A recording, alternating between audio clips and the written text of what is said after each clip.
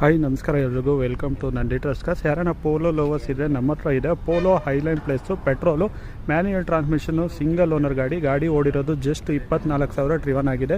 Complete showroom maintenance, non accidental ಗಾಡಿ, brand new ಥರನೇ ಇದೆ. ಈ ಗಾಡಿನ ಕ್ಲೋಸ್ ಮಾಡ್ತಾ ಇದ್ದೀವಿ 10 ಲಕ್ಷ ಫಿಕ್ಸ್ ಪ್ರೈಸಲ್ಲಿ, 10 ಲ್ಯಾಕ್ ಫಿಕ್ಸ್ ಪ್ರೈಸಲ್ಲಿ. ಇದು GT ಮಾಡಲ್ ಅಲ್ಲ, Highline plus, petrol, manual transmission ಗಾಡಿ.